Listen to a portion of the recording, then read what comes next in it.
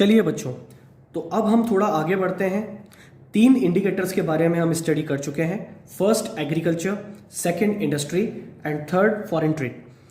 अब हम fourth indicator के बारे में स्टडी करने वाले हैं। बच्चों, फोर्थ इंडिकेटर जो है वो है डेमोग्राफिक प्रोफाइल। अब पहले तो ये डेमोग्राफिक प्रोफाइल क्या होता है इसका ज़रा मतलब समझते हैं। बच्चों, आपने एक वर्ड सुना होगा डेमोक्रेसी। ये इलेक्शंस वगैरह होते हैं तो बहुत काम में आता है ये। इंडिया इज़ लार्जेस्ट डेमोक्रेसी ऐसा बोलते हैं ना, ठीक है। तो डेमोक्रेसी का मतलब क्या होता है बच्चों? डेमोक्रेसी का मतलब होता है जहाँ पे पॉपुलेशन अपना लीडर चुनती है, यही होता है ना। जहाँ पे पॉपुलेशन अपने लीडर को सेलेक्ट करती है उसको डेमोक्रेसी बोलते हैं। तो डेमो जो वर्ड है उसका रिलेशन किससे हो गया? पॉपुलेशन से हो गया, ठीक है। तो डेमोग्राफिक इसका मतलब क्या हुआ? पॉपुलेशन से रिलेटेड। डेमोग्राफिक वर्ड का मतलब क्या हुआ? पॉपुलेशन से रिलेटेड। प्रोफाइल का मतलब होता है बच्चों वेरियस एस्पेक्ट्स, वेरियस इंडिकेटर्स। बात समझ में आ गई? तो पॉपुलेशन से रिलेटेड जो वेरियस एस्पेक्ट्स हैं, जो वेरियस इंडिकेटर्स हैं, उन्हीं को क्या बोलते हैं? डेमोग्राफिक प्रोफाइल, ठीक है। हमारे पॉपुलेशन के बारे में अगर डिटेल में स्टडी की जाए तो बच्चों उसको कहा जाएगा डेमोग्राफिक प्रोफाइल। तो क्या मीनिंग हुआ इसका? Various indicators of a Nations population. एक देश की जो पॉपुलेशन है उसको रिप्रेजेंट करने वाले बहुत सारे इंडिकेटर, अभी हम पढ़ेंगे आगे, है ना। कई सारे इंडिकेटर, उन सबको मिला के क्या बोलते हैं? डेमोग्राफिक प्रोफाइल बोलते हैं। जैसे एग्जांपल क्या है बच्चों इसका? बर्थ रेट, दैट रेट, है ना। और भी देखो अब आगे पढ़ने वाले हैं हम, है ना। लिटरेसी रेट, है ना। हेल्थ फैसिलिटीज कैसी है आपके यहाँ पे। ये सब चीजें किसको रिप्रेजेंट करती है? डेमोग्राफिक प्रोफाइल को रिप्रेजेंट करती है, ठीक है। तो बच्चों, डेमोग्राफिक प्रोफाइल हमारे यहाँ पे कैसी थी इसके बारे में आपको पढ़ने के लिए 2 स्टेज के बारे में स्टडी करनी होगी। Stages of demographic transition in India. बच्चों, हमारी डेमोग्राफिक प्रोफाइल में ओवर द पीरियड एक बहुत बड़ा चेंज आया है। जब ब्रिटिश रूल स्टार्ट हुआ तब इंडिया बहुत अच्छी कंडीशन में था हर तरह से, ठीक है। और हमारे यहाँ की पॉपुलेशन भी बहुत ज़्यादा नहीं थी, और इतनी थी जिसमें हमारी ज़रूरतें पूरी हो जाती थी। हमारी फूड क्वालिटीज़ अच्छी थी, हमारी हेल्थ फैसिलिटीज़ अच्छी थी, है ना। भले ही वो मॉडर्न फैसिलिटीज़ ना हो, लेकिन उस टाइम के हिसाब से जो पुरानी आयुर्वेदिक चिकित्सा थी, है ना, वो काफ़ी अच्छी थी। तो मतलब हमारा काम बहुत अच्छे से, मोर देन सफिशेंटली हमारा काम चलता था, ठीक है। हमें किसी तरह कोई परेशानी नहीं होती थी। लेकिन कॉलोनियल रूल जब आया तो उसकी वजह से हमारा डेमोग्राफिक जो प्रोफाइल है उसमें ट्रांजिशन हुआ, उसमें चेंजेस हुए। बात समझ में आ गई? और ये चेंजेस बच्चों मेनली 2 स्टेज में इनको बांटा गया है, ठीक है। बच्चों वैसे ये स्टेज 4 होती है, लेकिन हम अभी 2 स्टेज पढ़ेंगे। क्यों? क्योंकि हमें इसको पढ़ना है up to the eve of independence, ठीक है। हमें सिर्फ वहीं तक पढ़ना है, उसके आगे अभी नहीं पढ़ना, ठीक है। तो बच्चों, डेमोग्राफिक ट्रांजिशन की फर्स्ट स्टेज, सब लोग याद रखें इसकी ड्यूरेशन क्या थी? 1881 से 1921। बच्चों, फर्स्ट स्टेज की ड्यूरेशन क्या थी? 1881 से 1921। और इस स्टेज में क्या हुआ? किस चीज़ की स्टेज थी ये बच्चों? इस स्टेज में बर्थ रेट तो हाई थी और डेथ रेट भी हाई थी। बात समझ में आ गई? Birth rate and death rate दोनों ही बहुत ज़्यादा थी। और बच्चों, जब दोनों ज़्यादा होती है ना, तब पॉपुलेशन कंट्रोल में रहती है। मतलब बच्चों, ये मान के चलो कि पॉपुलेशन बढ़ रही है ना, बच्चे पैदा हो रहे हैं, लेकिन काफ़ी सारे लोग मर भी रहे हैं, ठीक है। तो डेथ रेट ज़्यादा है और बर्थ रेट भी ज़्यादा है। इसका इफेक्ट क्या पड़ा कि हमारी पॉपुलेशन में बूस्ट नहीं आया, पॉपुलेशन नहीं बढ़ी। लेकिन बच्चों, ये डेथ रेट ज़्यादा होना क्या शो करता है? डेथ रेट ज़्यादा होना ये शो करता है कि जब कॉलोनियल रूल था तो उन लोगों ने हमारा जो स्ट्रक्चर था, जो हमारा जो बेसिक स्ट्रक्चर पहले से चला हुआ आ रहा था, वो तोड़ दिया, ठीक है। और हमारे यहाँ हेल्थ फैसिलिटीज़ बर्बाद हो गई। और बच्चों, जब हेल्थ फैसिलिटीज़ बुरी होती है तो डेथ रेट ज़्यादा होती है ऑब्वियसली, ठीक है। तो सब लोग याद करें, फर्स्ट स्टेज कब से कब तक थी? 1881 से 1921। और इस स्टेज में क्या हुआ? बर्थ रेट भी, इसको मैं साइन से इंडिकेटर करता हूँ, और डेथ रेट भी ज़्यादा थी। दोनों रेट्स ज़्यादा थी। बात समझ में आ गई? लेकिन बच्चों, जो सेकंड स्टेज थी, सेकंड स्टेज क्या थी? 1921 से 1971। बच्चों याद रखना, 1921 से 1971। इस सेकंड स्टेज में क्या हुआ? बर्थ रेट तो हाई पहले भी थी, बर्थ रेट हाई अभी भी है, हाई बर्थ रेट अभी भी है, लेकिन पता है क्या हुआ? डेथ रेट आपकी डाउन होने लगी। और बच्चों जरा सोच के देखो, लोग ज़्यादा पैदा हो रहे हैं लेकिन कम मर रहे हैं, तो इसका इफेक्ट क्या होगा? अब आपकी पॉपुलेशन इंक्रीज होनी स्टार्ट हो गई। तो बच्चों ये वो टाइम था जब आपकी पॉपुलेशन में धीरे धीरे बूस्ट आना स्टार्ट हो गया था। ठीक है, सब लोग याद करें, फर्स्ट स्टेज 1881 से 1921, बर्थ रेट भी ज़्यादा, डेथ रेट भी ज़्यादा। सेकेंड स्टेज 1921 से 1971, birth rate still high but death rate is low. बात समझ में आ गई? ठीक है, अच्छा ये दोनों चीज 1921 पे क्यों हो रही है? बच्चों याद रखना, ये 1921 है, इसको बोलते हैं ईयर ऑफ ग्रेट डिवाइड। सब लोग याद रखें, क्वेश्चन आ जाता है बहुत बार, 1921 को किस नाम से जाना जाता है? Year of great divide. क्यों बोलते हैं ऐसा? क्योंकि बच्चों यहां से एकदम से चेंजेस आए थे। क्योंकि पहले हमारी पॉपुलेशन कंट्रोल में होती थी, लेकिन इस ईयर के बाद से हमारी पॉपुलेशन बढ़नी स्टार्ट हो गई थी, तो यहां से चेंज हुआ ना। देखो डेथ रेट पहले ज़्यादा थी, लेकिन डेथ रेट फिर कम होनी शुरू हो गई। तो बच्चों इस 1921 वाले ईयर को क्या बोलते हैं? Year of great divide. ठीक है, यहां से यू टर्न मारा हमारे डेमोग्राफिक प्रोफाइल ने, और हमारे डेमोग्राफिक प्रोफाइल कुछ इस तरह से हो गई। बात समझ में आ गई?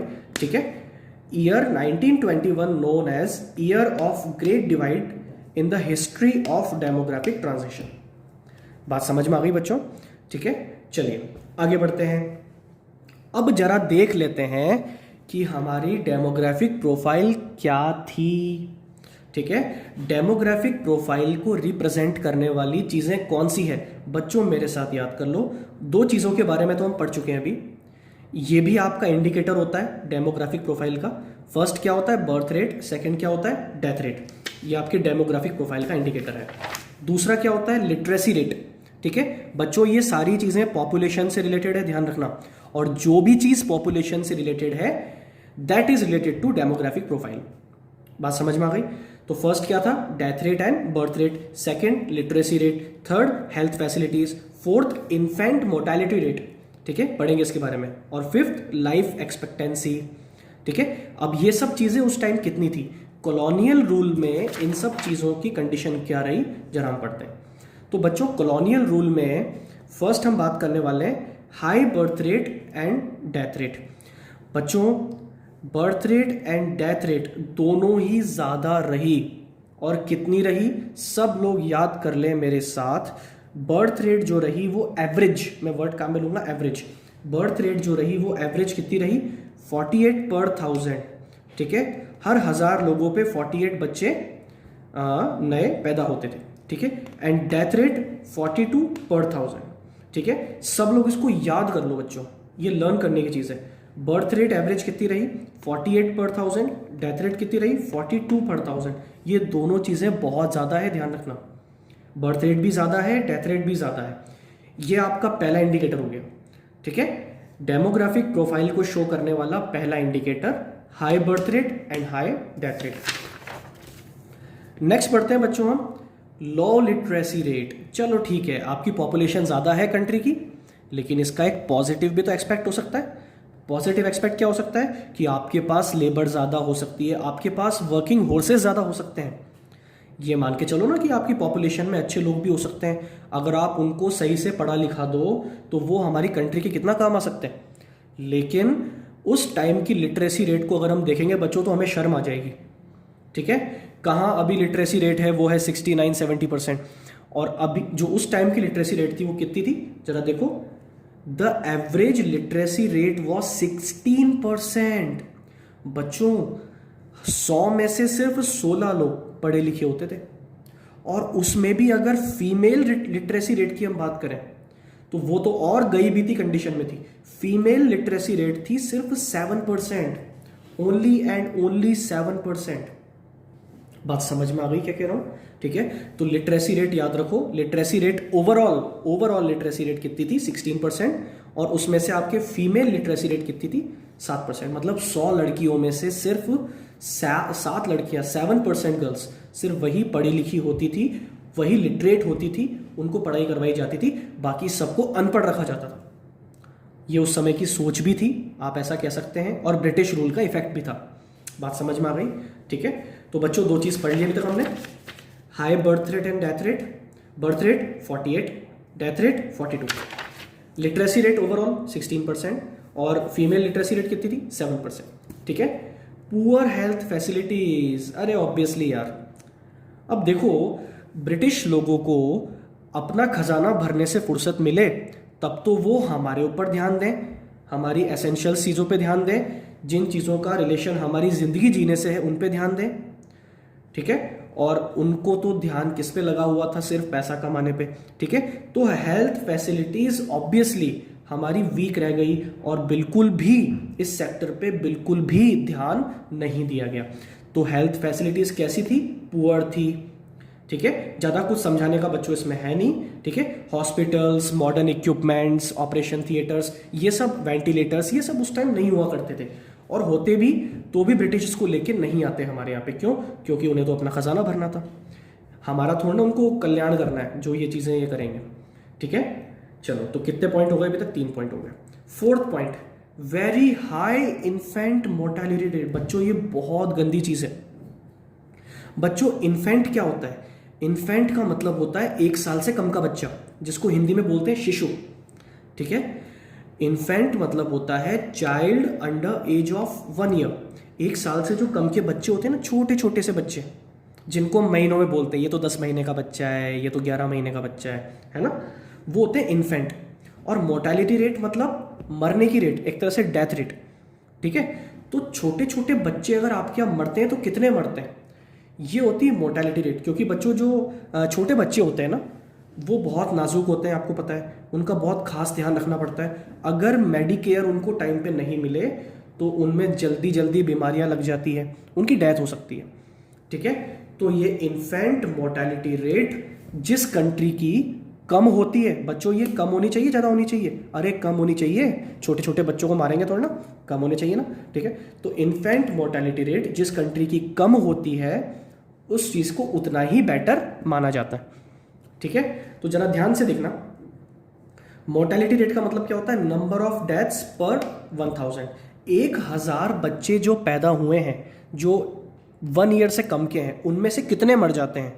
ओहो बच्चों, तब की कंडीशन क्या थी? ब्रिटिश रूल के टाइम पे इन्फेंट जो मरते थे उनकी रेट थी 218 पर 1000। तो infant mortality rate during colonial period कितनी थी? 218। 1000 में से 218 बच्चे मर जाया करते थे, उनकी डेथ हो जाती थी। ठीक है, लेकिन बच्चों अगर हम बात करें नाउ, ये है एज पर 2015। ठीक है, तो 2015 का अगर हम आंकड़ा देखें तो बच्चों हम इसमें बहुत सक्सेसफुल रहे हैं, और अब जो हमारी इन्फेंट मोर्टेलिटी रेट है वो कितनी है? 37 पर 1000। लेकिन बच्चों ये भी बहुत ज़्यादा है, एक कंट्री का टारगेट होना चाहिए इसको 0 करना। ठीक है, छोटे बच्चे अगर आपके यहाँ पे मर रहे हैं मतलब आपके यहाँ पे हेल्थ फैसिलिटीज़ अच्छी नहीं है बिल्कुल भी। बात समझ में आ गई? ठीक है, तो ये बात सब लोग याद रखें कि उस टाइम कितनी थी ये? 218, और अब कितनी है? 37। आगे बढ़ते हैं बच्चों, लास्ट पॉइंट है law life expectancy. Life expectancy क्या होती है बच्चों? लाइफ एक्सपेक्टेंसी होती है एक इंसान एवरेज कितना जीना चाहता है या कितना जी सकता है। बात समझ में आ गई? हम क्या उम्मीद करते हैं कि अगर आप इस कंट्री में रहते हो तो आप कितना जियोगे? अगर आप इंडिया में पैदा हुए हो और आप इंडिया में रह रहे हो तो एवरेज आपकी जो एज है वो कितनी रहेगी? ठीक है, आप क्या उम्मीद कर रहे हो, आप कितना जी पाओगे, उसको बोलते हैं बेटा लाइफ एक्सपेक्टेंसी। ये भी लो थी उस टाइम, जरा देखो, it is average number of years that a person में एक्सपेक्ट टू लिव। बच्चों ये वो एवरेज नंबर ऑफ ईयर्स है, मतलब ये एवरेज एज है। अगर मैं इजी लैंग्वेज में बोलूँ तो ये क्या है? एवरेज एज जो एक पर्सन जी सकता है इंडिया में, उसको बोलेंगे लाइफ एक्सपेक्टेंसी। और बच्चों लाइफ एक्सपेक्टेंसी ये रिलेटेड है आपकी हेल्थ फैसिलिटीज से। ठीक है, अगर आपके यहाँ हेल्थ फैसिलिटीज अच्छी होगी, आपको भरोसा है कि अगर हमें कैंसर भी हो जाता है तो उसका प्रॉपर ट्रीटमेंट हमारे यहाँ हो सकता है, हमारे यहाँ पे वेंटिलेटर्स हैं, हमारे यहाँ पे थेरेपीज हो सकती है, तो हम प्रॉपर ट्रीटमेंट ले सकते हैं। लेकिन बच्चों उस टाइम तो ये था नहीं, तो जो लाइफ एक्सपेक्टेंसी उस टाइम थी वो कितनी थी देख लो, सिर्फ 32 ईयर्स। मतलब अगर कोई बीमारी आपके लग गई तो मतलब मरना पक्का, एक तरह से ये मान के चलो, क्योंकि हेल्थ फैसिलिटीज आपके पास है ही नहीं। ठीक है, तो बच्चों उस टाइम लाइफ एक्सपेक्टेंसी थी 32 ईयर्स, जो कि बहुत पुअर हेल्थ फैसिलिटीज को शो करता है। लेकिन बच्चों अब 2015 में लाइफ एक्सपेक्टेंसी कितनी है, 68 ईयर्स। मतलब अब एक इंसान एवरेजली कितना जी सकता है, 68 ईयर्स तक जी सकता है, उसको कोई प्रॉब्लम नहीं आएगी। क्या ये बात समझ में आ रही है बच्चों सबको? ठीक है, तो मैं एक बार जल्दी से अगर समराइज करूं तो बच्चों हम पढ़ रहे हैं डेमोग्राफिक प्रोफाइल। डेमोग्राफिक प्रोफाइल का मतलब है study about population. Study about population, populations के वेरियस एस्पेक्ट्स की स्टडी करना। Study about various aspects of a population, various indicators of a population. ठीक है, तो डेमोग्राफिक प्रोफाइल में क्या क्या चीजें आती है सब लोग याद कर ले। फर्स्ट आता है death rate and birth rate, second literacy rate, third health facilities, fourth infant mortality rate and fifth आपका लाइफ एक्सपेक्टेंसी। ठीक है, इसको स्टार्ट करने से पहले हमने ये पढ़ा कि हमारे डेमोग्राफिक प्रोफाइल में काफी चेंजेस हुए। कॉलोनियल पीरियड में हमारा डेमोग्राफिक प्रोफाइल चेंज हुआ, उसमें ट्रांजिशन हुआ। तो stages of demographic transition, demographic transition हमारे यहाँ 2 स्टेज में हुआ। फर्स्ट स्टेज थी 1881 से 1921, जिसमें डेथ रेट भी ज्यादा थी, बर्थ रेट भी ज्यादा थी।